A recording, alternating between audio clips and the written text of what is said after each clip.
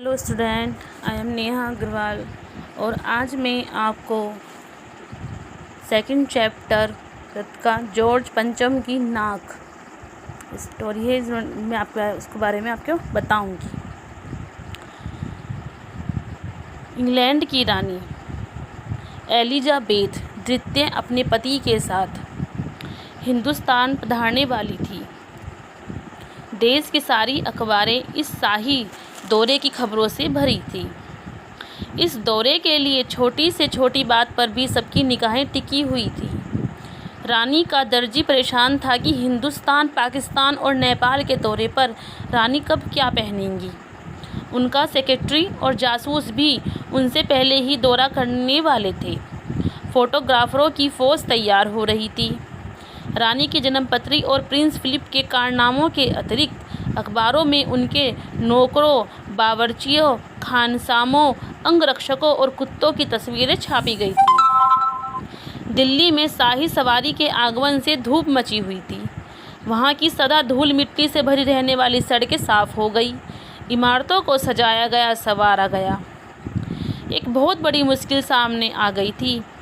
नई दिल्ली में जॉर्ज पंचम की मूर्ति की नाक नहीं थी। जॉर्ज पंचम की नाक के लिए किसी वक्त आंदोलन हुए थे। राजनीति पार्टियों ने प्रस्ताव पास किए थे। अखबारों के पन्ने रंग गए थे। बहस इस बात पर थी कि जॉर्ज पंचम की नाक रहने दी जाए या हटा दी जाए। इसके लिए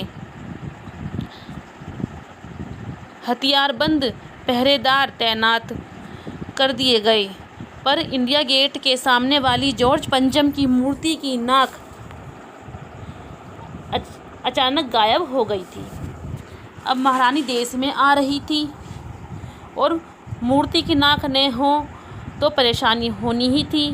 देश की भलाई चाहने वालों की एक मीटिंग बुलाई गई, जिसमें सभी इस बात से सहमत थे कि मूर्ति की नाक तो होनी ही चाहिए। यदि वह न लगाई गई तो देश की नाक भी नहीं बचेगी।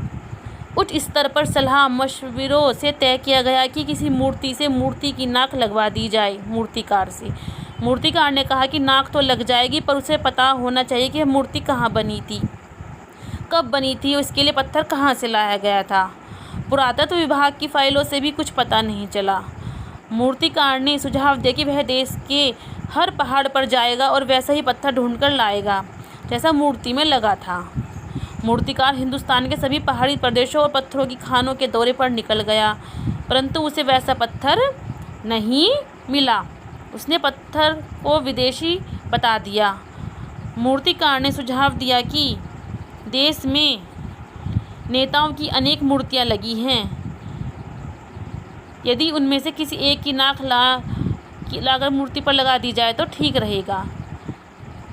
सभापति ने सभा में उपस्थित सभी लोगों की सलामती से ऐसा करने की आज्ञा दे दी। जॉर्ज पंचम की नाक का माप उसके पास था। वह दिल्ली से बम्बई, गुजरात, बंगाल, बिहार, उत्तर प्रदेश से होकर मद्रास, मैसूर, केरल आदि सभी प्रदेशों का दौरा करता हुआ पंजाब पहुंचा।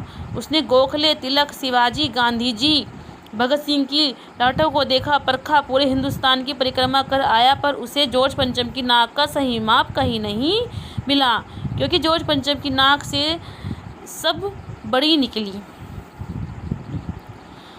मूर्तिकार ने अपनी नई योजना पेश करते हुए कहा कि देश की 40 करोड़ जनता में से किसी की जिंदा नाक काटकर मूर्ति पर लगा देनी चाहिए। यह सुनकर सभापति परेशान हुआ, पर मूर्तिकार को इसकी इजाज़त दे दी गई। अखबारों में केवल इतना छपा कि नाक का मसला हल हो गया है और इंडिया गेट के पास वाली जॉर्ज पंचम की लाट के नाक लग रही है। नाक लगने से पहले फिर हथियारबंद पहरेदारों की तैनाती हुई। मूर्ति के आसपास का तालाब सुखाकर साफ किया गया, उसकी दवाई निकाली गई और ताज़ा पानी डाला गया ताकि लगाई जाने वाली जिंदा नाक सूख न जाए। थोड़े दिनों बाद अखबारों में छप गया कि जॉर्ज पंचम के जिंदा नाक लगाई गई है, जो बिल्कुल पत्थर की नहीं लगती। उस दिन अखबारों में किसी प्रकार के उद्घाटन या सार्वजनिक सभा की खबर नहीं छपी थी। किसी का ताज़ा चित्र नहीं छपा था।